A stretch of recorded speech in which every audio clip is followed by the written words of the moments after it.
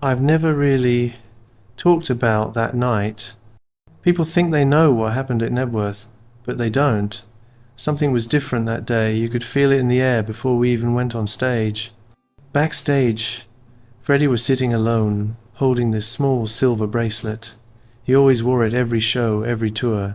But that night, he just stared at it, turning it in his hands, almost like he was saying goodbye to it. Then he slipped it off and left it on the table.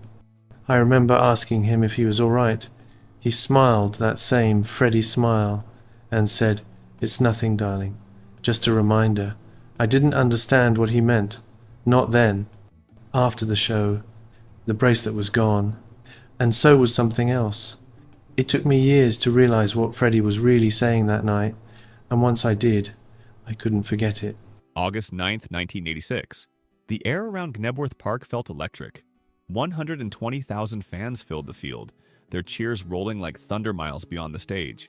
For Freddie Mercury, it was supposed to be just another performance, but everyone close to him sensed something was off. That morning, his doctor warned him not to sing. His throat was swollen, his fever high. His voice, his most sacred weapon, was at risk. Freddie smiled, poured a small glass of vodka, and said, "If I'm gonna die, I'll die singing." No one knew how literal that would sound later. Backstage, the band felt the tension. Roger Taylor tuned his drums in silence. John Deacon avoided eye contact, and Brian May couldn't shake the image of Freddie staring at that bracelet. When Freddie finally appeared in his white tank top and jeans, he looked radiant. Too radiant. The makeup masked how pale he'd become. At 6:41 p.m., the lights dimmed. As the crowd screamed his name, Freddie took a deep breath, pressed the microphone against his lips, and whispered, "Showtime." He didn't know it yet, but this would be his final battle with the stage. When Freddie Mercury walked onto the Knebworth stage, the audience erupted with the force of an earthquake. Brian May strummed the opening chords of One Vision, and Freddie's voice tore through the night like lightning. Strong, defiant, but fragile beneath the surface. Every note was an act of defiance against his own body. Halfway through the show, his voice cracked during Under Pressure. But instead of stopping, he turned the mic to the audience, letting them carry the note for him. 100,000 people sang as one. It was spontaneous, raw, transcendent, and Freddie's eyes shimmered as if he already knew it would never happen again.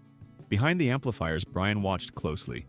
He saw Freddie's hands trembling between songs. Twice, Freddie pressed a hand against his chest, as if trying to quiet something inside. Still, he smiled. Still, he gave everything. When the band launched into Who Wants to Live Forever, the irony wasn't lost on anyone. Freddie sang it not like a man performing, but like one pleading with the universe. Each lyric sounded like a confession, and when the song ended, there were tears even among the crew. But that wasn't the strangest part of the night. 18 minutes before showtime, chaos erupted backstage. John Deacon, normally the quiet heartbeat of Queen, suddenly lost control. He threw his bass across the room, nearly shattering a mirror. Crew members froze. Roger Taylor stormed over, shouting, but John just buried his face in his hands. "I can't do this anymore," he muttered. "It's too much." No one understood what had triggered it. He'd been tense all day, pacing, avoiding Freddie's dressing room. Later, Brian recalled that John seemed almost scared. Not angry, scared. When he finally stepped onto the stage, the rage was gone, replaced by a strange calm. He played with a ferocity no one had ever seen before, as if trying to outrun a storm only he could hear. After the show, he refused to speak to anyone. He sat alone, staring at his hands. When asked what had happened, he only said, "You'll see. You'll all see." No one knew it then, but this was the first sign that something much darker was unfolding behind the music. In the middle of the set, during Who Wants to Live Forever, tragedy struck in the crowd. A young fan named Michael Jennings collapsed, clutching his chest. Paramedics rushed through the sea of bodies, but the noise was deafening. He never regained consciousness. He was just 23. The band didn't know until hours later. But the eerie timing, that song, that moment, would haunt them. Freddie had been unusually emotional during the performance, his eyes fixed far beyond the crowd, as if he sensed something was about to break. Sarah, Michael's friend, later said his last words were, "This is the best night of my life." When Brian heard about it later, he went silent. "It felt symbolic," he said. "That concert took something from all of us." The press never reported it widely. The official story buried it under headlines about record crowds and stunning performances. But for those who were there, band and fans alike, Knebworth felt different. It was as if something unseen had taken its final bow that night, and backstage, Freddie's bracelet was still missing. When the final chords faded and the crowd began to leave, Freddie disappeared almost instantly. Normally, he would stay, celebrating with champagne and laughter.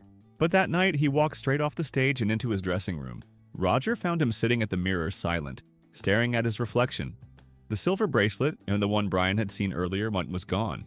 Freddie looked up, smiled faintly, and said, "I think I've given it my all, darling." Then he stood, hugged Roger, and left. Hours later, a cleaner found the bracelet on the floor near the makeup table, bent, almost snapped in two. It was returned to him quietly the next day. Freddie never wore it again. Brian would later admit, "I don't know what that bracelet meant to him." But after Knebworth, it was like something broke inside Freddie, and it never came back. After Knebworth, Queen vanished from the stage. No official statement, no farewell tour, nothing. The press speculated about burnout, infighting, or exhaustion, but the truth was more fragile than that. Freddie had received a call the morning of the show, one he refused to discuss. Only his assistant, Peter Freestone, later revealed it came from a doctor in Switzerland. The results weren't good. Freddie's silence in the car that night made sense in hindsight. He sat in the back seat, staring out at the rain-streaked windows, holding a handkerchief in one hand and that broken bracelet in the other. The next day, he canceled every upcoming engagement. No explanations, no apologies. For the first time in his career, Freddie Mercury, the man who feared nothing, retreated into silence. But the rest of the band didn't know the full truth. Not yet. The weeks after Knebworth were filled with confusion. Brian tried calling Freddie, no answer. Roger stopped by Garden Lodge, Freddie's London home, only to be turned away by his assistant. "He's not seeing anyone right now," was all they said. John Deacon, however, seemed to understand something no one else did. He stopped showing up to meetings, turned down interviews, and disappeared for months. Years later, he admitted that night broke him. "It was like watching the end of something sacred," he said. Inside the band, tension grew. Rumors of Freddie's health spread, but no one dared to ask directly. It wasn't until 1987 that Brian noticed the lesions on Freddie's hands, the quiet confirmation of what they'd all feared. Still, no one spoke about it. Queen carried on recording, pretending nothing had changed, but the energy, that spark, was gone. Between 1987 and 1990, Freddie became a ghost to the public.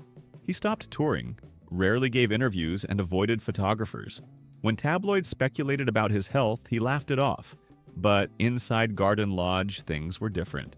He recorded songs late into the night, often in pain, pushing himself to capture every note. The bracelet sat on his piano, always within reach, never worn. Peter Freestone said he'd sometimes find Freddie staring at it for long minutes, lost in thought. When asked about it once, Freddie only said, "It reminds me of promises I couldn't keep." The others visited when they could, but even they weren't allowed to stay long. Freddie's world was shrinking. Studio, Cats, Mary Austin, Jim Hutton. Yet, through it all, he kept singing. He wanted his voice to outlive the silence that was closing in. Innuendo. The show must go on. A winter's tale? Each recording was a battle between life and time. By 1991, Freddie's body was frail, but his spirit burned brighter than ever. When Brian doubted he could sing "The Show Must Go On," Freddie laughed, took a shot of vodka, and said, "I'll do it, darling." He nailed it in one take. In May, he filmed his final video, "These Are the Days of Our Lives." The crew shot it in black and white to hide his illness. At the end of the shoot, he looked straight into the camera and whispered, "I still love you." Later, Peter Freestone noticed something.